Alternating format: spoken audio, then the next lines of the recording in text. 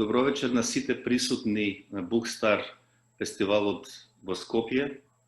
Добро вечер за нашите гости, почитувани гости, Йоланда Castaño од Галиција, Шпанија, во мигот во Корунја и Никола Gjelincheski, кој ја преведе нејзината прекрасна поезија во вид на книга Сосtojba на разговор, во издание на Антолог со подршка на Хунта де Галисија.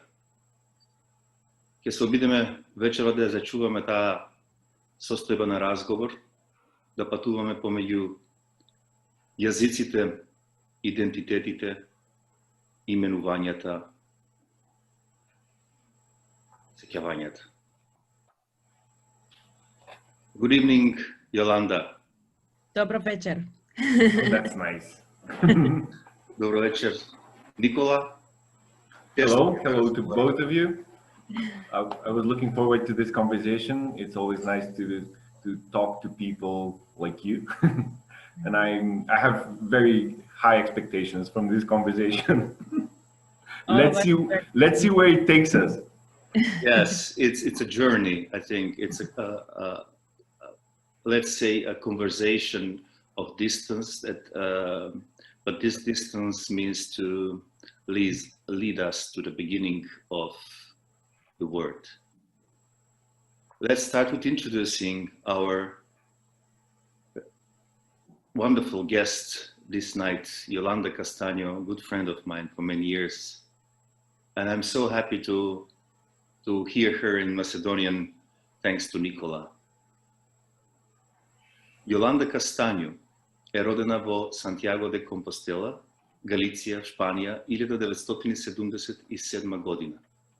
И веќе 25 години објавува поезија изворно на галициски јазик, која потоа ја преведува на шпански. До сега 6 нејзините збирки поезија освоиле награда, меѓу кои наградата на шпанската критика Еспирал Мајор, Охо критико, потоа нова Кајха Галисија, признанието автор на годината за 2014 година, признанието финалист за националната награда за поезија. Нејзините последни наслови објавени од Визор Либрос во двојазична верзија се книгата на егоистиката 2006 година, Длабочина на поле 2009, која била избрана од неделникот Ел Култулар, како една од 5 најдобри збирки издадени таа година во Шпанија и вториот јазик 2014 година, која остана на прагот на националната награда за поезија. Основач и директор е на својата резиденција на писатели во Галиција, како и на цела една програма за стипендии за поетски престој во странство. Исто така таа е активен културен менаџер и од 2009 година води разни стабилни проекти, секогаш со галицијски и меѓународни поети, годишната работилница за превод и меѓународниот фестивал за поезија и месечни поетски читања. Покрај тоа што работи како филолог и снима видеозаписи, таа организира работилници, рецитали, конференции, видеопоезија и други изведби на своето творештво низ Европа, меѓутоа и надвор од неа. Објавува колумни во разни галициски списанија. Нејзиното творештво делно е преведено на повеќе од 25 различни јазици, меѓутоа самата објавувала дела како уредник, копреведувач, а исто така има објавена аудиозапис на книга на италијански јазик, стихозбирки на француски, англиски и српски, лична антологија како поетски стрип и 6 книги поезија за деца. Добитник е на меѓународни стипендии за поетски престој во Грција, во Родос, Михен, Пекинг, Единбург и еве Йоланда сега со нас во Скопје. It's a big pleasure, and as we talk about traveling through poetry, let's start this journey with your poem, Yolanda. Thank you very much. I'm really happy to be here together with you both, my dear friends, the best Nicolas in the world, at least for me. Nice. So I'm really excited to be here speaking for the first time to my Macedonian readers, because it has really been a big honor and a pleasure for me to be translated into this wonderful language. I've always felt some empathy with this kind of languages with kind of similar size with mine. I really think there are a lot of things that unite us. And for me, it can be even more important to be translated into Macedonian than to, I don't know, Chinese or whatever. So it will be a pleasure to read this first poem and to make sound my own language, my Galician. So, pedra, papel, tesoira. Cando miran os ollos pechados, as rodas volvense un xogo de mans. O libro da poesía ábrese demais e convértese en baralla. Non é arrogante acender unha luz, tampouco miserable escribirmos ás escuras. Non perdas áncora ao mundo, nin tacto co que as palabras soporta. Non temas encerrarlle as patas para que poda chegar aínda máis alto. Aquí xeramos linguaxe. Realmente escribimos, porque unha imaxe vale máis que 1000 palabras. List, kamen, nožici. Кога очите замижани гледаат, кругот станува игра со рацете.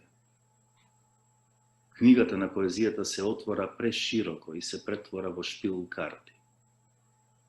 Не е надмено да се запали светло, ниту пак е жалосно што пишуваме во темно. Не крева и котва од светот и не губи допир со тоа што ги крепи зборовите. Не се плаши да ги одсечеш ногалките, за да можеш да достигнеш уште повисоко. Тука создаваме јазик. Сушност, пишуваме, оти една слика вреди повеќе од 1000 зборови.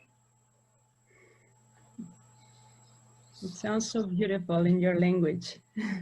Thanks to Nikola Gjelincheski, and thanks to you for writing, for taking the risk to spend 1,000 words to explain one single image. Yes, and in image is also a rhetoric figure, no? like metaphors, images.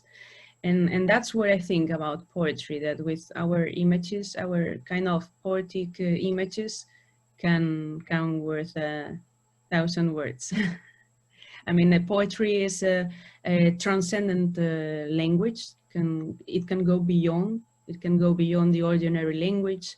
It can reach dark places, dark sides of thought. And even it is the alternative speech, alternative to word, alternative to power speech, to the language of the media, of the worn out languages and speeches. And it can really bring new meanings to words. And that's the reason why poetry is so important to me. We can do many things with words, not only use it for functional purposes or for ordinary purposes. We can do much more with them. Yes. Right. Nikola, translation is the other side, of the river of existing of the language. How do you find this? It's here so clear. It seems like a game, everything, like list, kamen, nožici. It's a matter of rediscovering your memory or place of belonging. So is it using the words in poetry in a way, taking out the anchor from the depth of the sea. Right. Well, it's a process of recreation, and to be honest, I'm not sure if I would have been able to translate it in Macedonian if it weren't for Yolanda, because we had hours and hours of discussions, because Yolanda's poetry is not, it's unique, it's seriously unique. And I really enjoy translating it because there's so much that goes into these poems. There are so many layers that I don't know that if we'll be able to talk about all of them in just 1 hour, but there are so many layers because she's fighting battles on different levels. As you know, there is a variety of identities, this sort of fragmentation. Yolanda as a part of herself, Yolanda as part of you know, the female sex, Yolanda as a Galician, Yolanda as a poet. So many battles. Now I know that you asked me about the process of translation, but I would like to point out that it wouldn't be possible without those discussions and without going deep into her poetics. So it's just not just, but it's a matter of understanding someone's poetics and trying to achieve it in your mother tongue. And as Yolanda said at the beginning, we share very similar history, and we undergo this. We go through the same problems and issues. The position of our languages is very similar, and the reason why some of the poems sound so well is because they could have been written in Macedonian. We are going through all those aspects, and I think that it's just a matter of finding that poetics and recreating it in Macedonian. The beauty, I totally agree. That's wonderful what you said, because one of the beauty of the forest is that, in fact, all the trees are connected through their roots, and we don't see it. In that way, these small languages are connected. They are not on the surface, but in a way, I think that's the most beautiful way, because they can develop without witnesses, and they can bring a wonderful fruits, and poetry is one of it. And yes. I totally agree. If someone would like to ask what kind of translator is Nikola, he's an Skype translator. This is one of the translations I believe the most. Skype translator. We have spent yes, hours and hours of conversations trying to put together all this. And I really think poetry is the most empathic literary genre, because sometimes through a novel you can imagine you are living other lives, other times, other countries, but with poetry I think you put yourself in someone else's feet concerning his or her emotions. So it really works on the empathy and in these connected feelings and connected thoughts, and these similar thoughts or impressions that really unite us. And that is the case. We have a lot in common, our background, our history, and a lot of common struggles. thank you, Yolanda. Please bring us again to your republic. I'd like to just add one more thing. It's funny that you mentioned the forest and that we're all connected, because in the book there is one line from a poem that we're not going to read today, and it says, how would it be translated into English?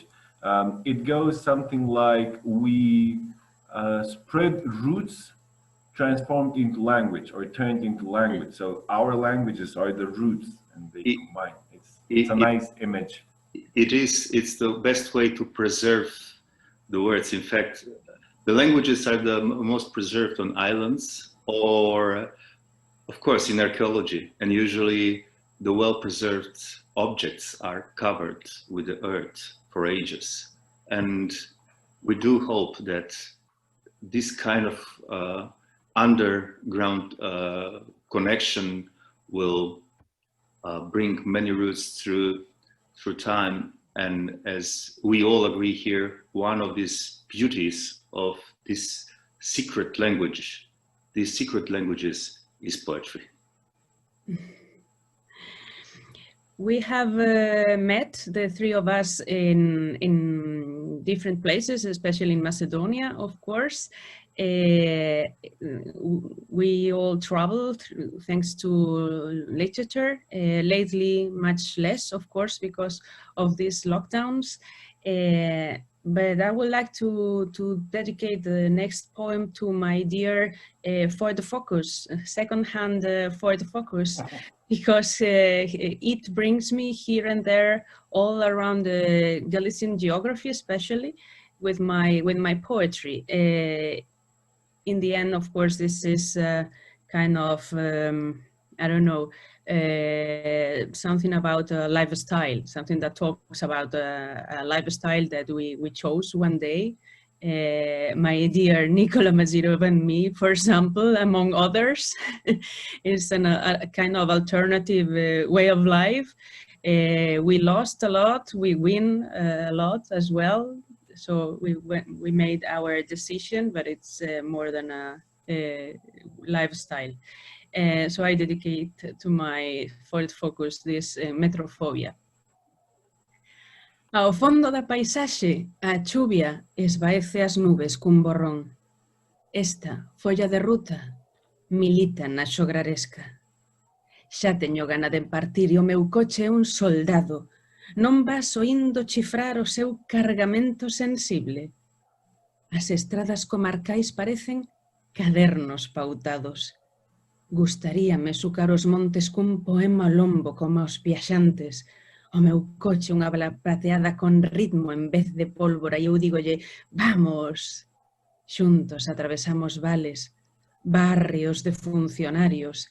As grandes explotacións eólicas danme ganas de loitar contra os xigantes. O meu coche máis eu entendémonos sen dicirnos nada. Flores brancas do ibuprofeno, o meu coche é un soldado e eu digolle, vamos recitar poemas a Monforte de Lemos e el acompasa o seu motor ao meu rexistro, repenica, badalea, aínda que teña metrofobia. Now in Macedonia. Метрофобија. Во заднината од пејзажот, дождот со дамка ги замаглува облаците. Ова автокарта членува во трубадурството. Веќе едва и чекам да тргнам, а мојата кола е војник. Не слушаш ли како дзуни нејзиниот кршлив товар? Регионалните патишта личат на тетратки со линии. Би сакала да пресечам преку планините, натоварена со песна како некој трговски патник. Мојата кола е сребрен куршум со ритал наместо со барут и велам, ајде! Заедно преминуваме долини, службенички квартови, од огромните ветерни електрани добивам желба да се борам со джиновите. Јас и мојата кола си се разбираме без да проговориме. Бели цветови од ибупрофен, мојата кола е војник и велам, ајде да рецитираме песни во Монфорте де Лемос. И таа го штелува својот мотор според мојот тон. Звони, звечка, иако има метрофобија. Metrophobia does exist. It does, yes. It does. I mean, psychology has defined metrophobia like a phobia to classical meters, like sonnets and this kind of stuff. It's very strange. I don't have anything against, but my car does. But anyway.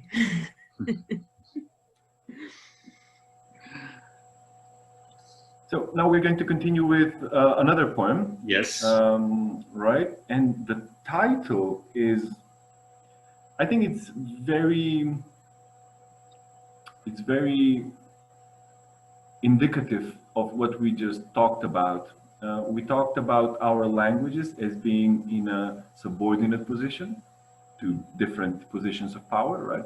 But poetry as a language is also very, it's not subjugated, it is, as the title says, a minoritized language, and not a minority language, because that was the important concept that we talked about. When I initially translated this poem, I had made a mistake, and I wrote poetry is a minority language, but that's not the thing.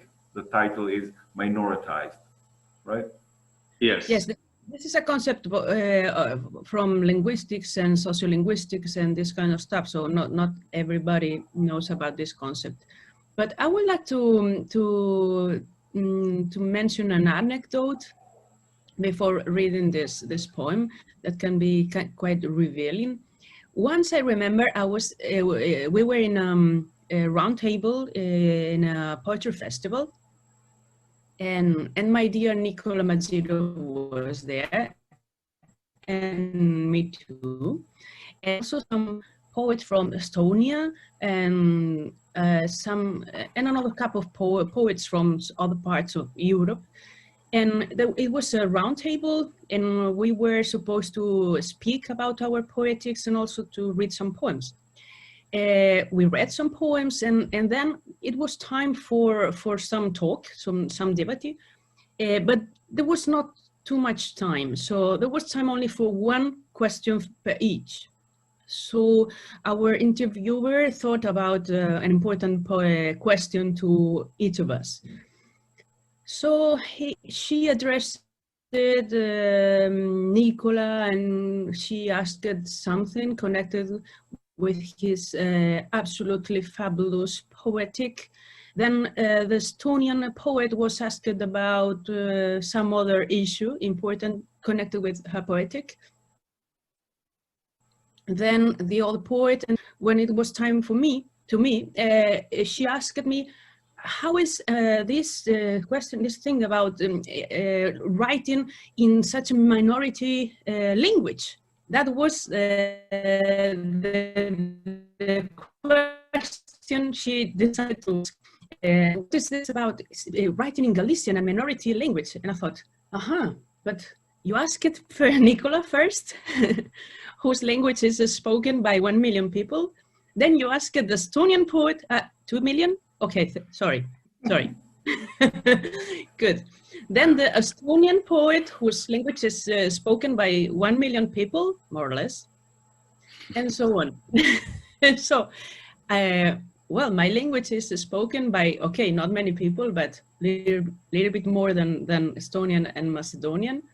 But I am the one who get the question about the minority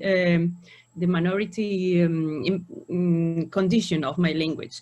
I think it was not about the number of the speakers, but of course about the consideration or the yes. Political status. Political, historical, yes, exactly. Exactly, of course. So we cannot mistake. Even some other languages, for example, it's very important. It's very interesting when I feel connected with other people's thanks to this issue, because it has been wonderful and very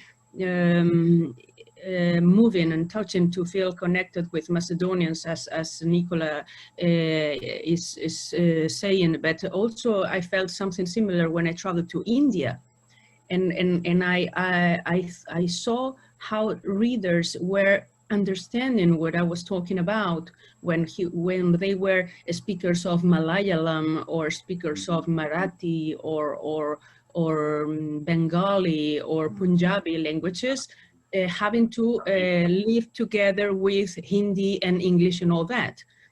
Even when Punjabi is the 7th language more spoken in the world.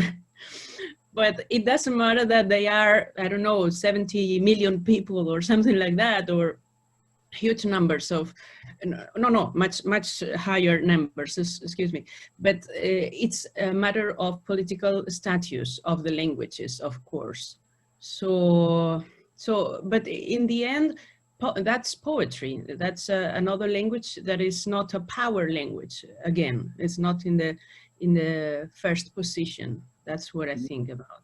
In the Islamic Sion used to say that people in his country say that there are no small languages, but languages spoken by less people, small amount of people. So it's a good way to turn this and not to be this word small, not to be matter of quality or matter of loudness of the language, but and we matter of statistics, simply, nothing less than this. And John Burnside, one of the, I think, best not only European but world living poets, he has a wonderful poem dedicated to a man, let's say that's the only survived a witness of one language, dying language. So poets deal with this, let's say, sort of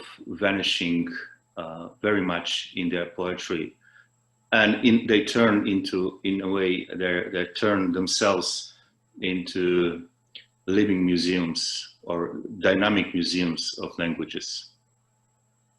Yes, and in the end, we work with culture, art, everything is minority in these fields. I mean, independent theater is minority, sculpture is minority, even comic is minority. But I think minorities have a lot to say. I mean, they can really be eloquent. They can really say a lot in a generation. Not only the masses, of course, they are okay. They are fine. But I think a minority has a lot to say from a generation or from a country. You know, I've always wanted to ask you. You know, it's apparent that, you know, the shadow of Spanish looms over Galician language, right? Now, I've always wanted to ask you: is it a problem for you to first write your poems in your mother tongue and then translate them into Spanish? Because when we were doing this book, I translated the poems I translated your poetry from Spanish. So is it a problem for you personally? How do you feel about that?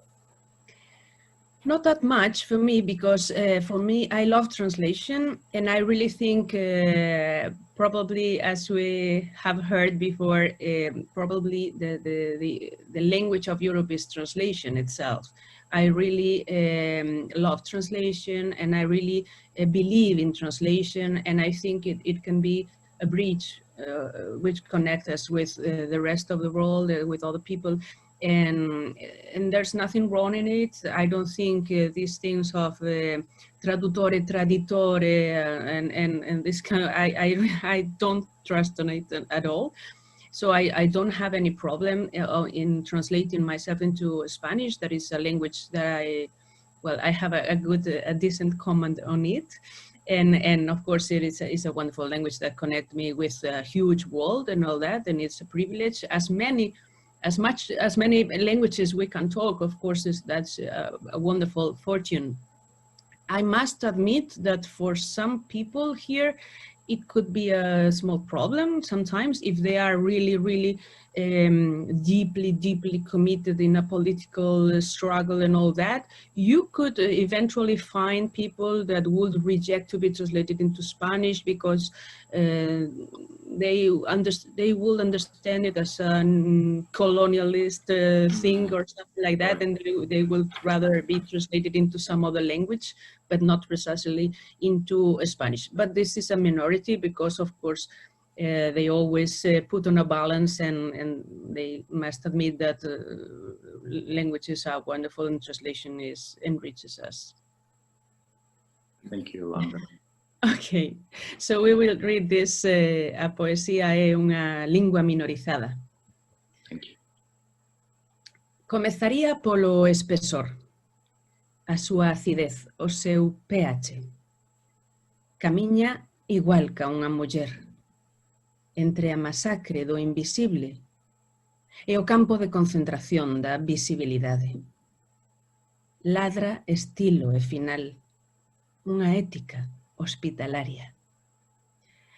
No poema, a linguaxe faise ouvidos xordos a si mesma. Nel, as palabras amplían o seu círculo de amizades.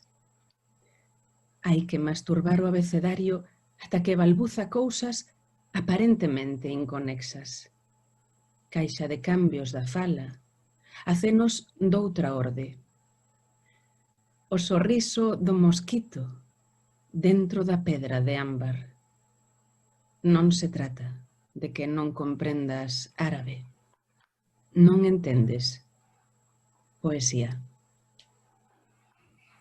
Okay, now in Macedonian. Поезијата е миноризиран јазик.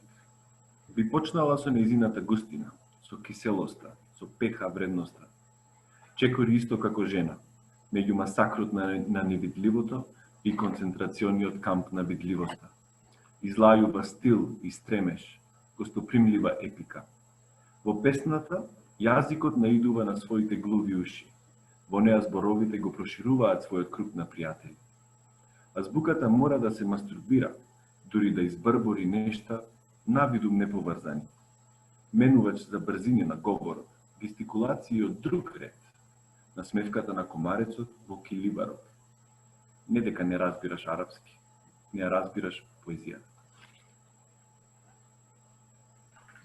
Thank you, Nikola, for your translation and into Macedonian and reading the poem that, in a way, just framed our conversation on poetry, languages.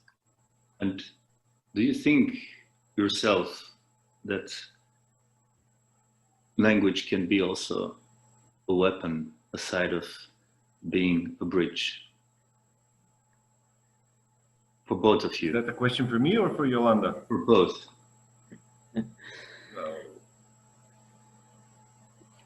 It depends on how you use it, of course. We are optimistical, I think, the both of us, and we would rather think that is a bridge Yes, that can connect us with others. It's only that that bridge is not straight. It makes this kind of curves, and maybe you can make a mistake and have a bad step, and maybe you can fall down. So you better take care, pay attention to, because the way is never straightforward and smooth. Of course not. I mean, it has stones, it has obstacles. It's not such a easy, soft bridge, or not always. I agree, because like there's a beautiful poem of, by Tadeusz Różewicz called Letters. It shows Jesus sitting next to a shore and writing something with a stick on the sand. When I think John, when Paul and others start coming, and they were happy to see him, they suddenly all of a sudden erase everything that he wrote there on the sand. And this image of erasing the traces of the words behind yourself, I think it's maybe the most pure, the purest conversation to the world. But we write, and because, as you said, we have the burden of the bridge. And what if someone has the burden of the weapon? We witnessed so many things in Balkans and history that people were simply killed because of the different pronunciation of the words, and or many of the people here, dictators, let's say, on this, they wanted to present themselves as poets, right? They were all writing, like Karadzic was writing poetry and so on, like telling to the world that we have, still we are, our hearts are soft, we're not so bad as the world thinks. And so what is, let's say, the role of poetry, especially, and nowadays when the world stopped, when the world put the anchor in the, I would say, in uncertain future?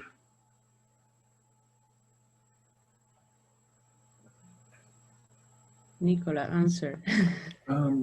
Well, to educate to reconcile people, maybe. I know it sounds a bit naive to say that, but I'm always an optimist, and I believe that poetry has that power. I don't think that poets would dare harm any human beings. I think that that discourse is probably more appropriate for people from other professions. I think there are people who use language to do harm for hostile needs, but I don't think that poets, true poets, are able to do that. I think that I hope that now, as you said, when we're amidst an unstable future, I think that the responsibility of translators is even greater to be very careful. Exactly. That's what about a matter of question of responsibility. Kind of, yeah. I think that they should be very careful because we're living in an unstable period and things could be interpreted in different ways.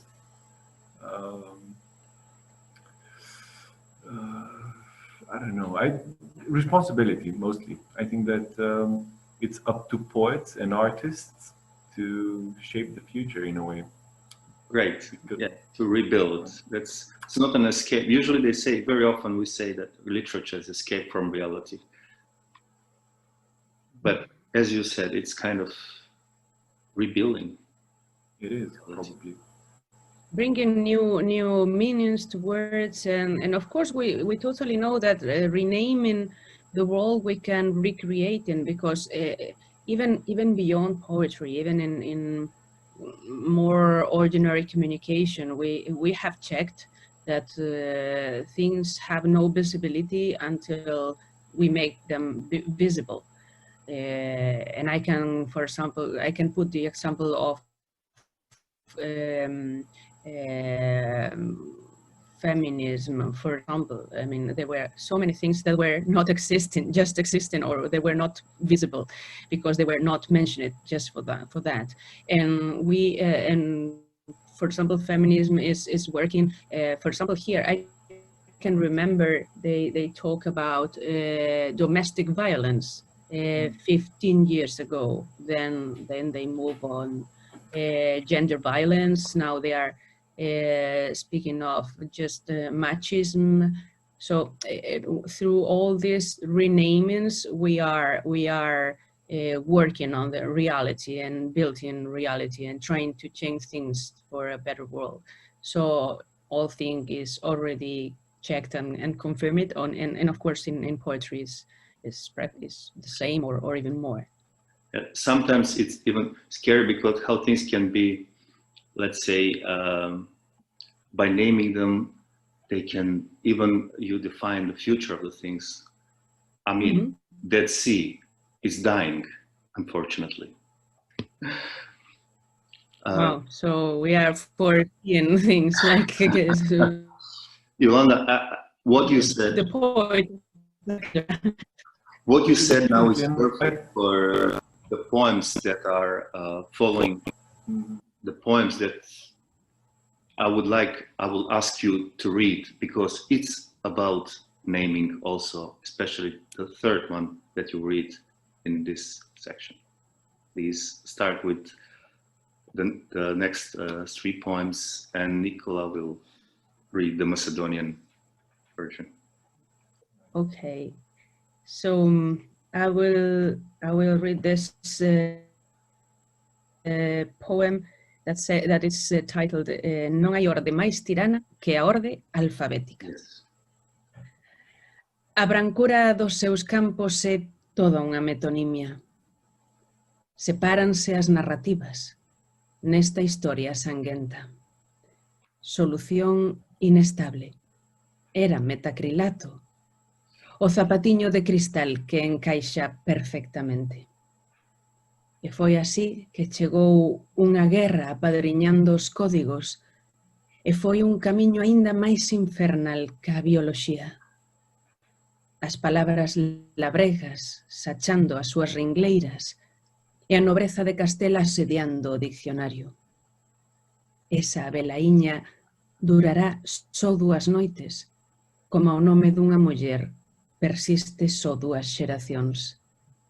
Mais adiante as palabras desenvolvían un virus autoinmune que as levaba propiamente a se atacaren dende o interior. A palabra liberdade, por exemplo. Cando o rabiño doeñe do que gañas levante o voo como a gaivota, oxalá non teñas perdido canto che poda apetecer. Un día os Fs maiúsculos hanse volver armas de fogo. Coñece a lingua a súa lingua. Os libros nunca están pechados. Now in Macedonian. Не постои потирански ред од азбучниот ред. Белината на нејзините полиња е цела една метонимија. Се одвојуваат наративите во оваа крвава приказна. Презаситен раствор. Стакленото чевличе кое совршено одговара беше од метакрилат. И така изби една војна која им беше кум на кодовите и имаше еден пат уште попеколен од биологијата. Зборовите земјоделци си ги ораа линиите, а кастилското благородништво го сардиса речникот. Молецот ќе издржи само 2 ноќи, како што и името на жената трае 2 поколенија. Потоа, зборовите развија автоимун вирус, кој всушност ги натераше да напаѓаат однатре, како например зборот слобода. Кога цртичката на дјетово ѓол ќе ти одлета како бубачка, се надевам ќе сватиш колку си гол. Еден ден големите букви Ч би можеле да се претворат во огнени оружја. Го знае ли јазикот својот јазик? Книгите никогаш не се затворени. Now, I would like to add something, because this was one of the most interesting poems to translate. And we had, I had to do a lot of research, because translating Yolanda is not an ordinary process. Now, she's not like some poets where you have to just find the meaning and translate it into your language. No, because she works with language and she's also graduated in that field, she also plays on a phonemic and graphemic level. So what I'm trying to say is that she doesn't only care about the meaning behind the word, but she cares about what the word, not just the word, what the letters look like. So she plays with that. Now, obviously, because her alphabet is different from our alphabet, we write in Cyrillic, the form of the letters is different. So how do you do that? Because in her poem, she talks about the small, what is it? What do you call it? It's a punctuation mark. What do you call it? Over the ñ? Mark? So there is a mark over the letter, right? Over ñ. And she uses 2 words which sound almost exactly the same, except for that small mark. So she uses sanya and sana. Sana means to heal, sanya means rage, fury. So it's a completely different word, right? So I had, in Macedonian, when I was recreating the poem, I had to find a pair of words which differs only because of the mark. And in our language, we don't have that mark. We only have a small dot. And the only pair that I could find was gol, as naked, and yol, which means lake, but it's from a Turkish heritage. Now, so it was an unbelievably interesting process to be able to do that, because Yolanda does that. And when you're translating Yolanda, you are not, although you may not be translating the same words, you're not using the same words, you have to try to bring the poem into Macedonian, the meaning behind it. I mean, that's the case with almost every translation, but in her case, even more so. And I just wanted to say that it was very nice. And for example, she says that the letter F, because wait, how do you show it? F, it looks like a gun in Galician, in Spanish, but the form of F in our language doesn't look like a weapon. It looks like a space shuttle or the turn on, turn off button on your TV. So I had to change the letter completely because our letter Ch looks like a trigger. So maybe. Exactly. In fact, how to translate images into. I think this is the best metaphor, the best image, because that's what a good poetry translator has to do, is not to just copy or imitate, but to recreate, to bring to your language and to recreate the effect the words or the verses or the lines do, the effect that they do, but not to imitate exactly the same. And yes, it was very, very funny, because I think this was the biggest challenge in translating the book.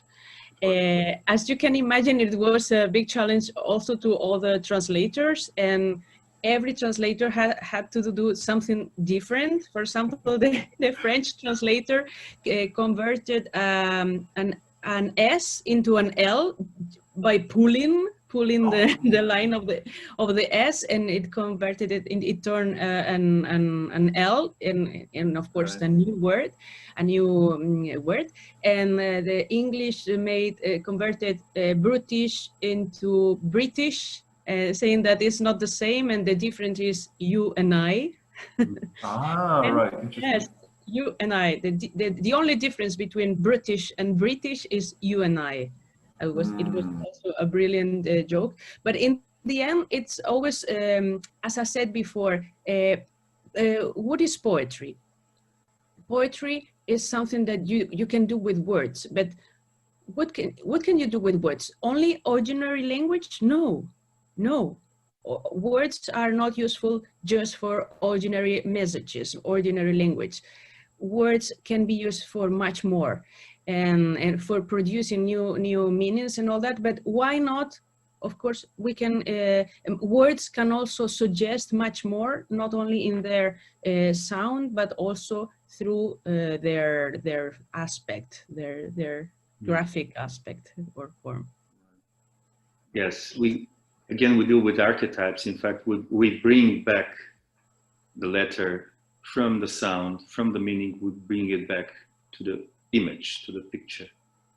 And that way, I believe all of your translators try to find weapons in their alphabet, which, and it is a challenge. It is a battle in a way. Yes, yeah, and we must be careful. Yes. Battlefield. Yes, and we must be careful. It's only a matter of maybe each of us had to be careful and had to pay attention on different things, on different kind of weapons, the F or the J or the whatever. Exactly. But we must take care, all of us. Sergei Eisenstein has a beautiful essay on montage and letters, especially in Chinese alphabet, ideograms, Chinese. How, in fact, creating Chinese letters is in fact filming, the same effect of filming. There is dynamics in their images, and it's a beautiful way to see the alphabet as a child sees them, first like pictures, and then we start learning about our context, and then the context that brings not only, unfortunately, our memories behind, but memories of others, usually imposed memories. And Louis Glick, in one beautiful line, says, we see at the world really, truly only once in childhood. Yes, all the rest. Let's go with the other two poems. Okay, so O puño e a letra. Talón negro de Aquiles sobre branco chan.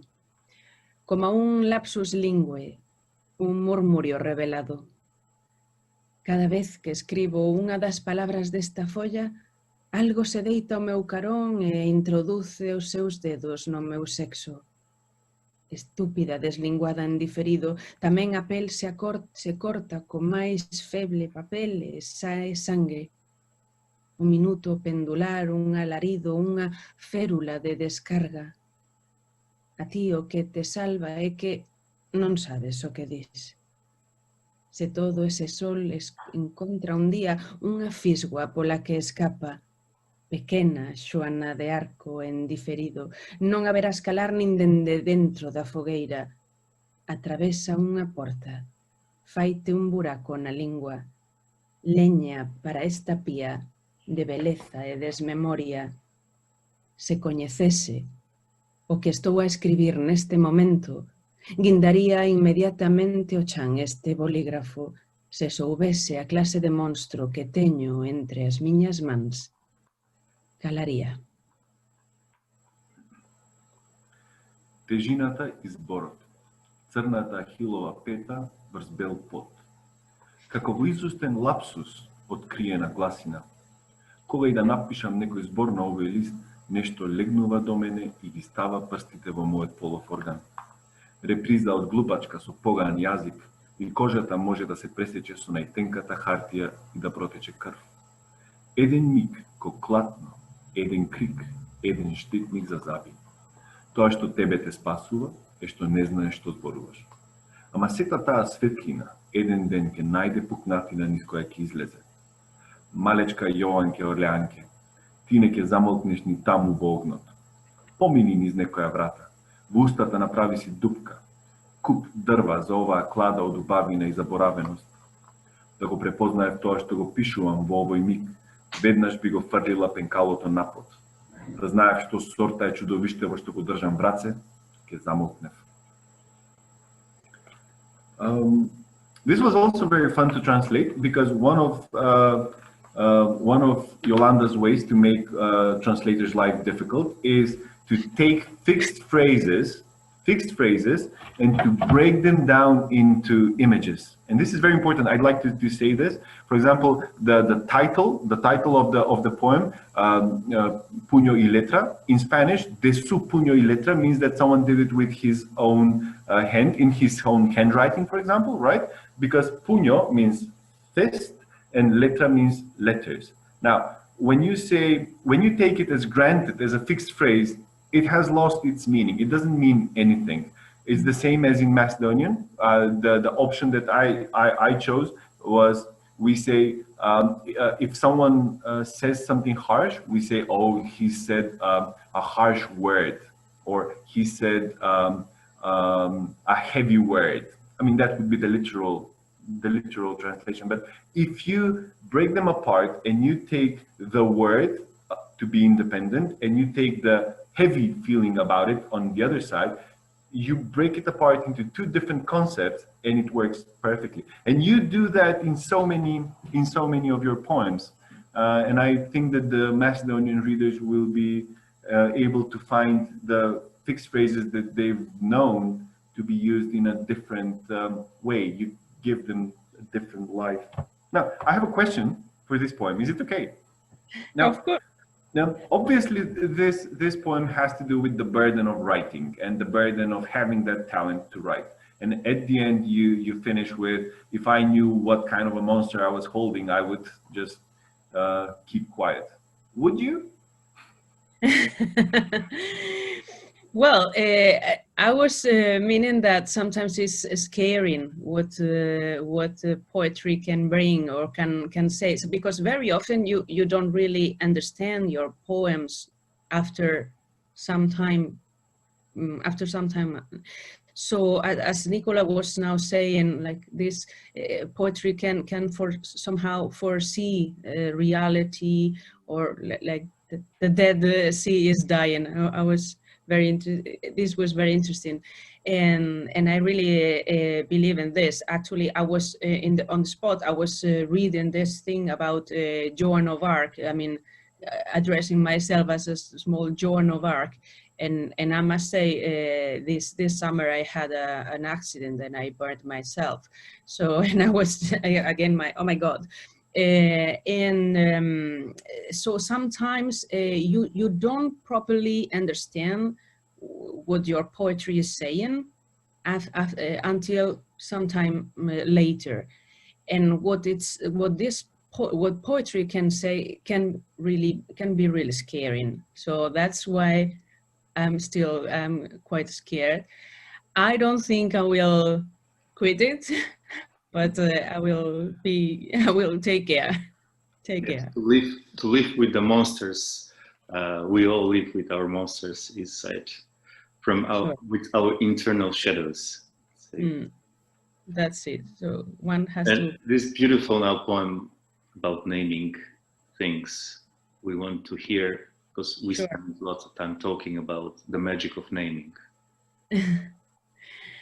Pasei tantas veces por aquí e nunca vos vira. Estamos a facer un inventario minucioso, como o herbario dunha constelación impredecible. Están primeiro os lirios, adobío de estrelas precipitadas, as dalias e os crisantemos. Hai que contar as papoulas, porque tamén o merecen as flores tímidas e miúdas. A da figueira é unha flor subliminar. As máis librescas de todas, as inflorescencias en capítulo. A orquídea é claramente unha flor psicalíptica, imítase demais, non sigo por aí. O hibisco enche de antollos e proverbios, a tarde. Hortensias, contádeme canto de feliz fun aquí. Están os iris, a lavanda, a chamada rosa de té. E logo está a magnolia que, como o seu nome indica, en tempos debeu de dar emblema a algún tipo de soberanía mongol. Calas, anémonas, o aguerrido síntoma do rododendro. Despois están outros prodixios rexistrables en latitudes afastadas, como a indecible flor do chilamate, que se sente, pero non se ve, como a ese fondo amor que sobe como un bramido dende os xeonllos. Hai adargas de río, rosas chinesas, dentres de león. Temos tamén cosmos e azar e pensamentos, pero esas son xa flores máis conceptuais. A pasiflora é como o trono dunha resposta, o baldaquino dunha consideración. Hai flores que levan para sempre o nome do primeiro ollo que as viu. Lilas, caléndulas, carabeliñas. Non podo esquecer as mimosas, enxame de diminutas advertencias, nin as miñas absolutas consentidas, fragor indecente das bugambilias. Pero xa vos decía, non sei, é curioso, pasei tantas veces por aquí e non vos vira nunca. Okay. Nikola. Right, my turn. Толку пати сум поминала од тука, а никогаш ве немав видено. Изработуваме детален попис, ко хербариумот на некое непредвидливо созвездие. Први се криновите, украс на звезди паѓачки, георгините и хризантемите, мора да се набројат и афионите, оти срамежливите и ситни цвеќиња заслужуваат. Листот од смоквата е сублиминален. Најкнижевни од сите се цветните глави на дашките. Јасно е дека орхидејата е походно цвеќе, многу наликува на... Нема да продолжам за тоа. Хибискусот ја исполнува кречерината со хирови и поговорки. Хортензии, кажете ми колку бев среќна тука. Ете ги, перуниката, лавандата, така наречената чајна ружа. И потоа ете ја магнолијата, како што посочува нејзиното име, сигурно некогаш послужила како амблем на некоја монголска власт. Кали, дремничиња и јака нота на планинска роза. Потоа има и други чудеси од далечни краеви, како неописливиот цвет од чиламате, кој се чувствува, а не се гледа, како таа длабока љубов која избива од кај колената. Има водни лилии, кинески рози, глуварчиња. Имаме и мајчина душичка, пелин, бело перо, но тие се веќе поконцептуални цвеќиња. Пасифлората е ко тронот на некој одговор, балдахинот на некоја размисла. Има цвеќиња кои за секогаш го носат името на првото око кое ги здогледало. Јорговани, невени, карамфили. Не смеам да ги заборавам мимозите, ројот малечки предупредувања, ниту оние кои најмногу ги галам, непристојниот шум на бугенвилиите. Но, како што веќе ви кажав, не знам, чудно е. Толку пати сум поминал од тука и ве немав видено никогаш. One more thing I have to say over here, with the conceptual flowers. Now, this is amazing. And I know what Nikola thought when he was talking about the naming things. In the original Spanish, I mean, in the Galician and the Spanish versions, the three flowers are cosmos, azar, pensamientos, right? Which would literally... right? Which would literally be translated as cosmos or universe, right? Luck and thoughts. Of course, in English and in Macedonian, we don't have those names for flowers. So, but they refer to concepts. So what I had to do in Macedonian, and probably a lot of miserable translators all over the world had to do in their own language, was to find flowers that also work as nouns, as concepts in our language. So in the end, we went in Macedonian, we went with a flower that if you translate it in English would be something like mother's soul. The second one would be like bitterness, pelin. And the third one is belopero, which means white quill.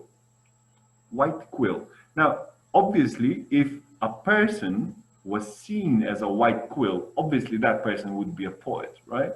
If someone was seen as a mother's soul, they would probably be very warm and motherly. So, although, like in the previous poem, although we don't translate the same words, we get the same idea behind the poem and the same meaning. So I suggest that if you talk to your translators and you take just that verse and you can make a one whole independent poem just with that verse in different languages. It's very interesting because it happened the same, of course, to other translators, and it was a challenge once again for all of them. I can't remember by heart the other solutions, but I remember in English they have cosmos as flowers, but also they use it as sage.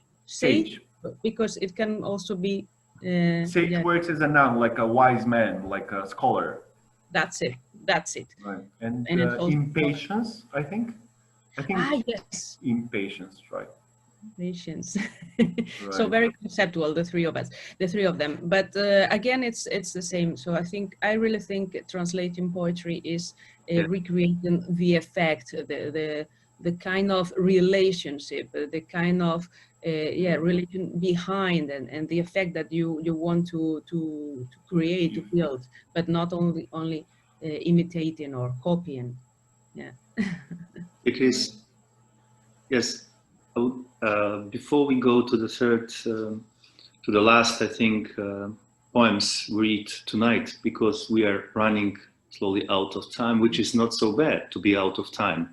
But I think these video platforms, maybe they have their own limit that is very different from our perception of time, and their bites are much different than our heartbeats.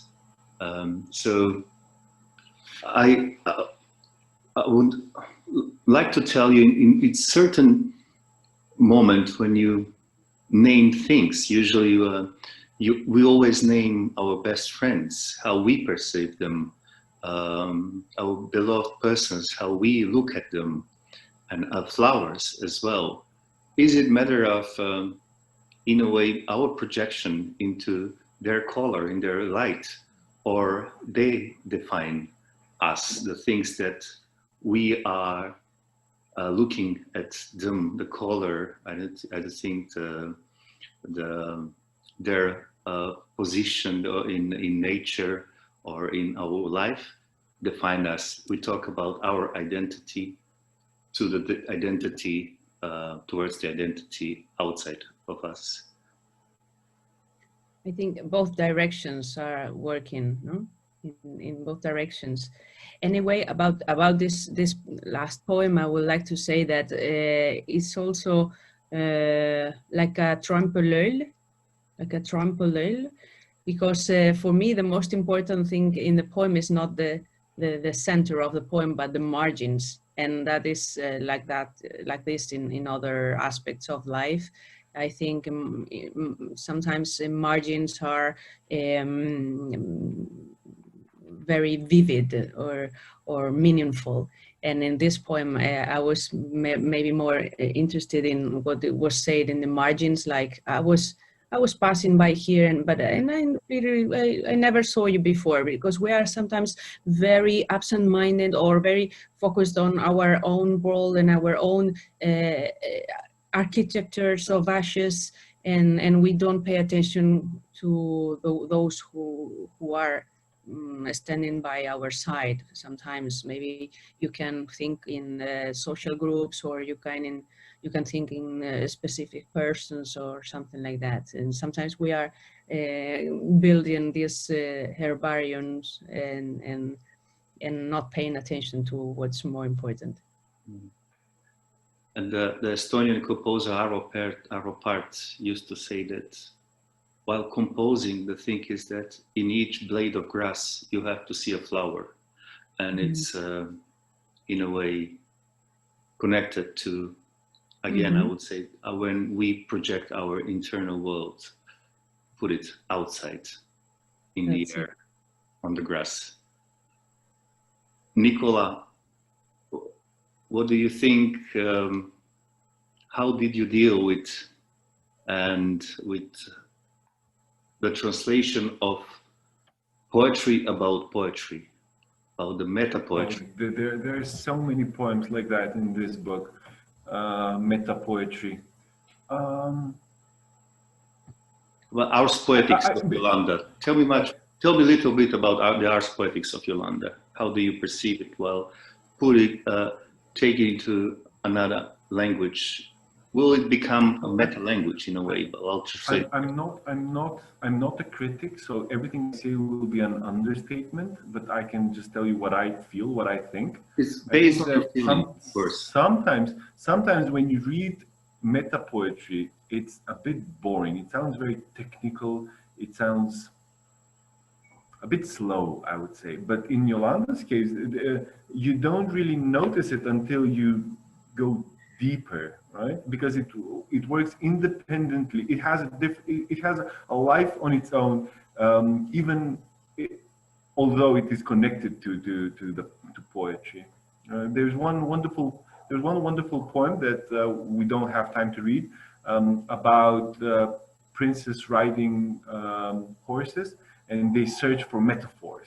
So they're on a journey, on a quest to find the right metaphor, and to find this and to find that. And although you can make the parallel that she's talking about writers or poets trying to organize their ideas and to get sometimes the unachievable, it also works like a nice image. You can imagine it, and there's a nice melody to it. So it works independently as well.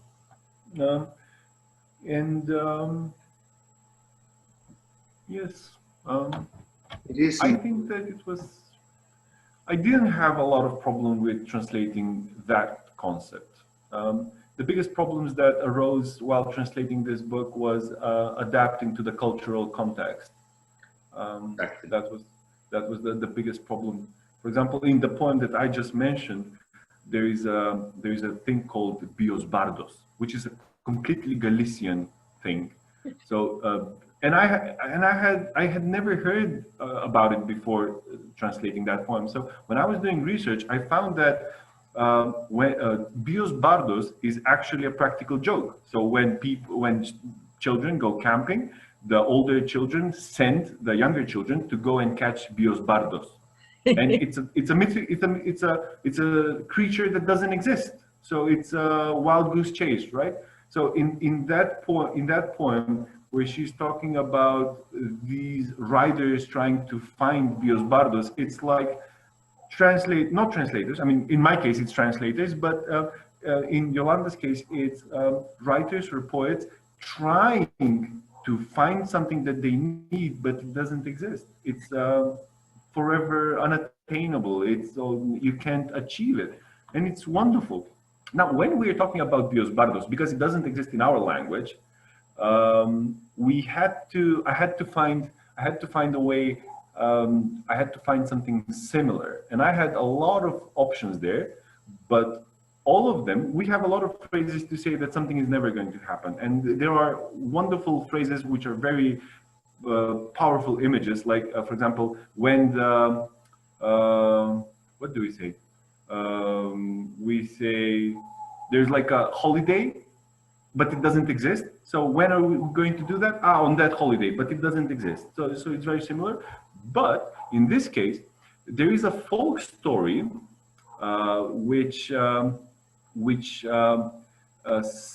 in which the hero of the story has to go and find a bride in the village of fairies, and the name of the village is Kushkundalevo.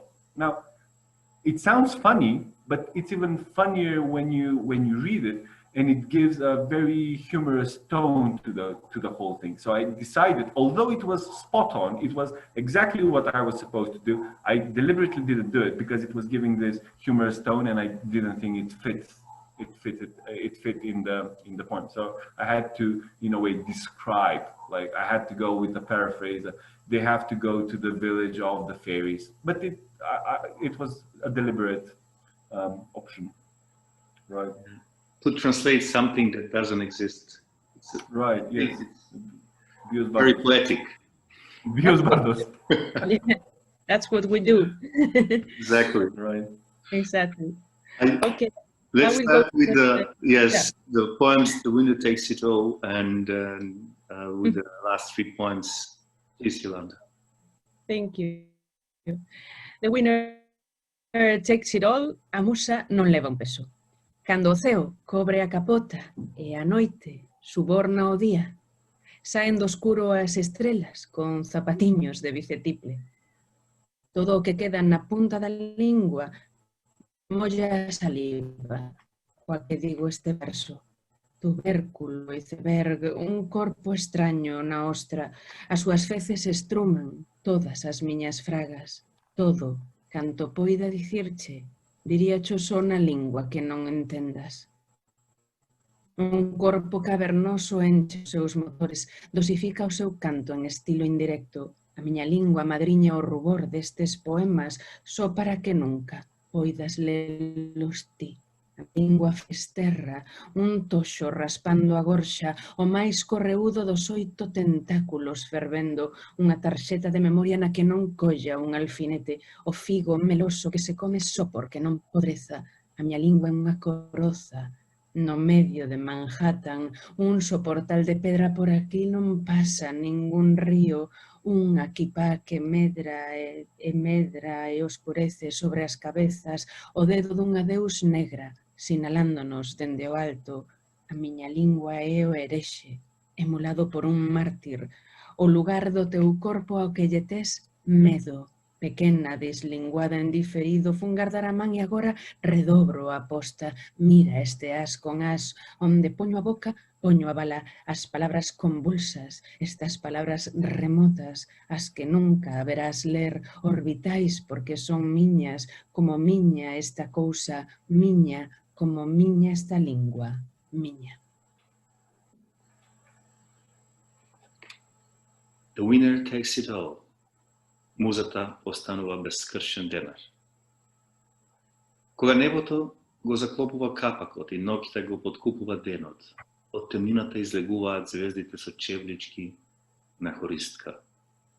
Сето она што би стои на врвот на јазикот ја влажни плунката со која го изговарам стихов.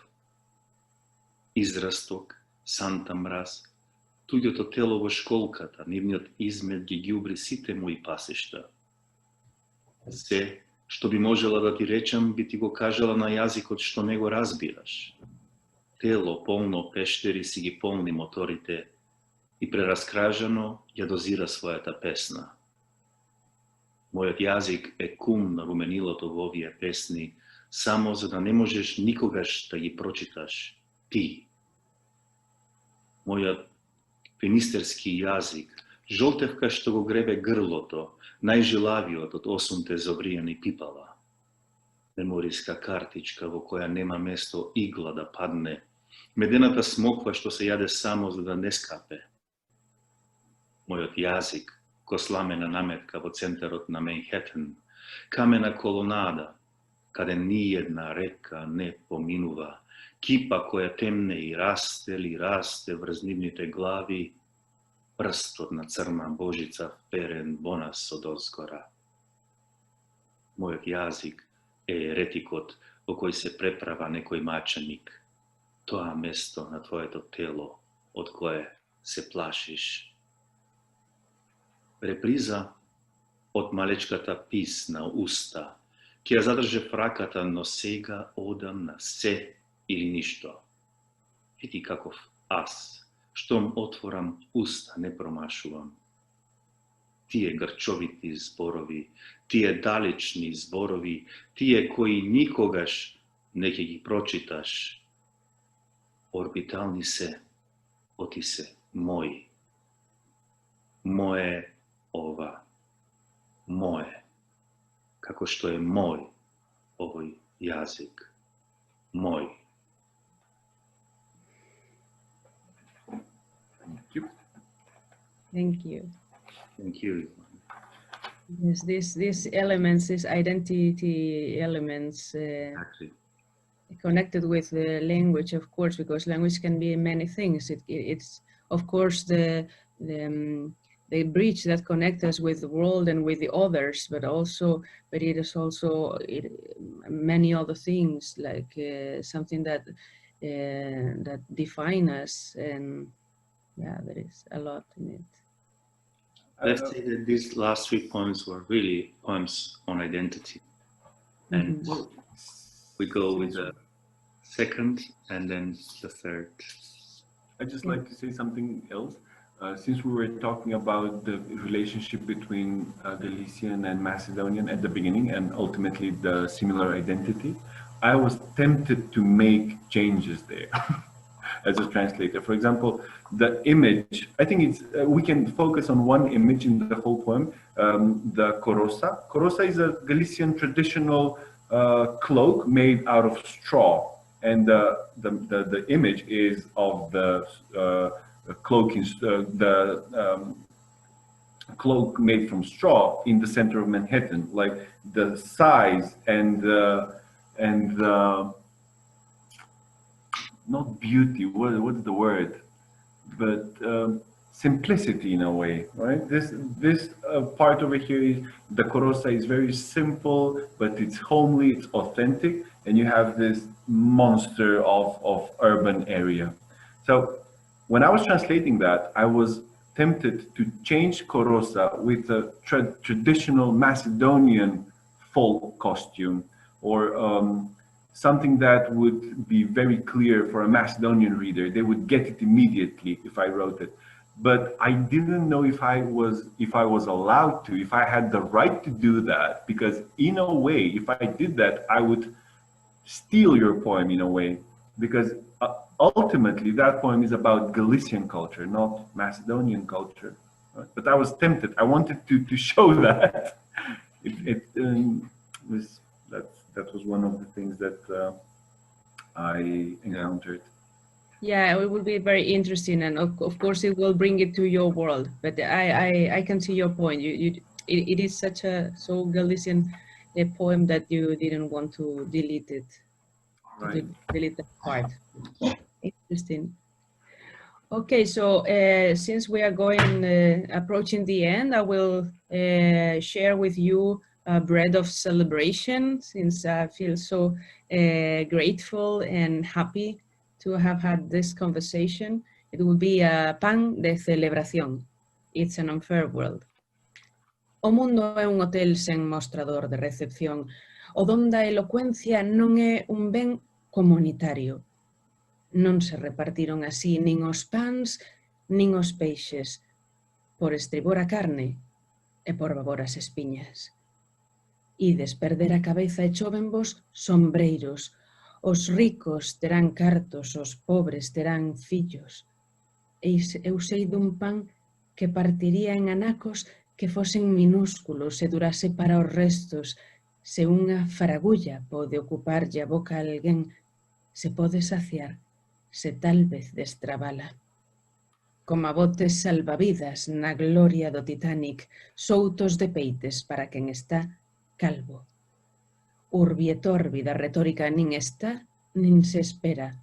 Calcétanse barbas para quen non ten queixelo. Tocáronlles a algunhas bocas 3 segundos de memoria e deus a dar ese pan a alguén con ben menos dentes. Prazničen lep. It's an unfair world. Светот е хотел без рецепцијски пулт. Дарбата за речитост не е заедничко добро. Не се раздаваа така ни векните леп, ни рибите. Одлево од бродот месото, а од десно коските. Ке си ја изгубите главата, а ви врнат шешири. Богатите ќе имаат пари, сиромасите ќе имаат деца. Знам за еден леп кој би го здробила на парчиња, касајчиња, за да траат за секогаш. Билки само трошка ќе може да наполни нечија уста, ако може да засити, или може би да ја одзатне. Кочанци за спасување на сјајниот Титаник, честаци од чешли за оние ќелавите. Урби ет орби на риториката. Ниту е тука, ниту се очекува. Тука се плетат бради, а ти се уште без вилица. На некои усти им беа дадени 3 секунди сеќавање, а Бог, некому со помалку заби, ќе му даде преку леп погача. Thank you, Yolanda. Thank you, Nikola. And what will be tonight's conversation, our conversation, Sostojba na razgovor, without a poem about Galicia, about the place where you come from, place where you dream, about every time you're out of it. Yes, and I will always love the Macedonian readers to try to approach us, to try to know us as another people in the world that can feel this empathy with them. So, a palabra Galicia. I would like to explain just some other anecdote that can be also quite revealing, because I know you guys in your part of the world, you are not very familiar with specific sounds that we have in our languages. In fact, in Galician, but also in Spanish from Spain, not Spanish from Latin America, by the way. And it's this phoneme that is pronounced like the. You are not very familiar, as I've seen, and you don't have it in your languages. So sometimes I was having a kind of small, brief express translation workshop, let's say, or pronunciation workshop, let's say, better. And I have to explain how we pronounce this the. But in a way, I thought I was also explaining where I was coming from. A palabra Galicia. Para contarche de onde veño, teñoche que sacar a lingua. Onde se viu que o lume lamba as follas, lamba a cortiza, lamba a raíz e lamba un pouco de todo sen apenas entreabrir os labios. Hai povos tan educados que nunca ensinan a lingua. Dende o tumulto dunha cidade impaciente por morder, ti dis Hrvatski, Hrvatski. Iso só pode parecer un idioma que se esputa. Hai posturas da lingua que non entendo. Hai que tomar o risco de sacala para fora, aínda entre os dentes. Por iso pronuncio maza, digo cercear, zarzallo. Xa sei que hai quen reserva a lingua. Como a unha vogal aberta no momento inoportuno, como a roupa barata, un cheiro sospeitoso. Hai povos enteiros que se van da lingua. Cando me contas que non distingues en cal dos dous idiomas estou a falar, era para partirche a boca. Así terías ti tamén unha lingua dividida en dúas. Como a Corea, non é? Hai linguas que me quedan lonxe. Hainas con tendencia a saírense da boca e chantarse na solapa, outras teñen cicatriz de tanto ser mordidas polos dentes. Hai linguas nas que se fixo sangue. Un anzol cravado na cartilaxe larinxea. Hai fonemas que saen dun recuncho bucal que non coñezo. Outros responden a plans de autoexterminio. Non me queda outro remedio señor do seu silencio son, escrava das palabras e haberame condenar a miña lingua. Por iso, cinza, cercella, zazamelo, nada de Galicia, nada de Galicia. Aténdeme ben. Galicia. Wonderful. One of the biggest challenges as well, which could Of course. be solved I tried to solve it, but it's really impossible to achieve the same effect because we don't have the same sound. Let's see if it works. Зборот Галиција. За да ти кажам од каде доаѓам, треба да ти го ислазнам јазиков. Кај се видело огнот да ги лижне лисјата, да ја лижне кората, да го лижне коренот и да лижне од се помалку, без барем малку да ги подотвори устните. Има народи што се толку пристојни, што никогаш не си го покажуваат јазикот. Од викотниците на еден град, нестрплив да каса, ти велиш хрватски, хрватски, а тоа на тој јазик звучи како да ркаш.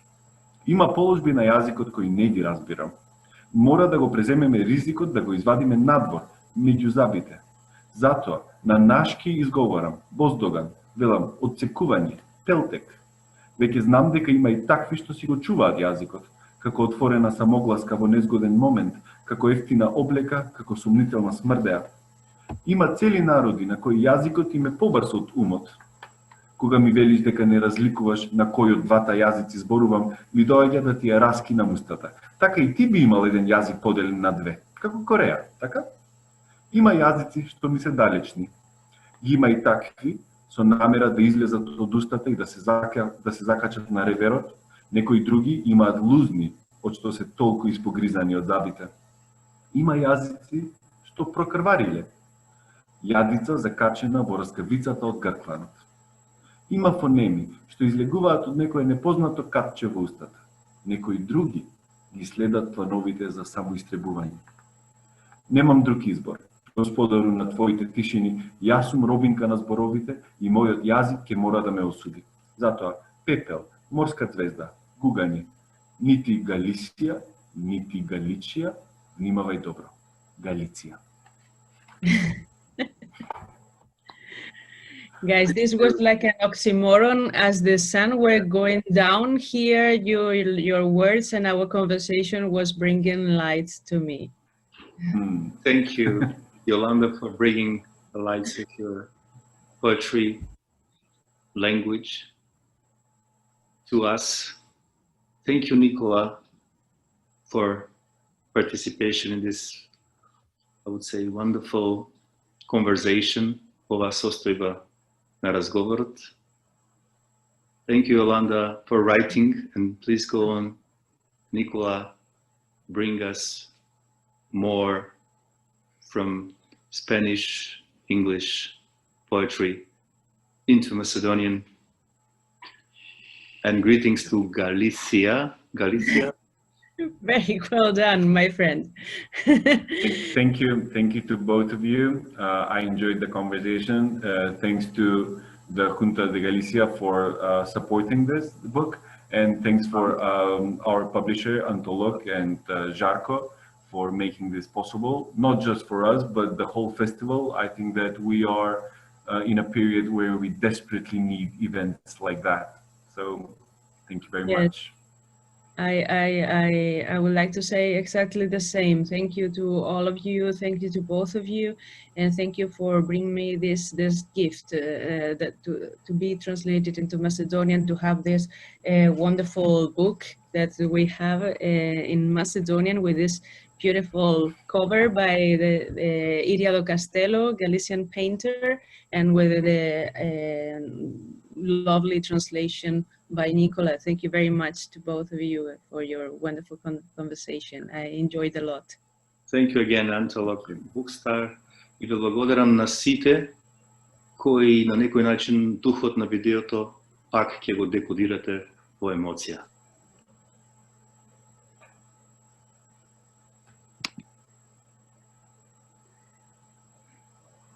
Гаси.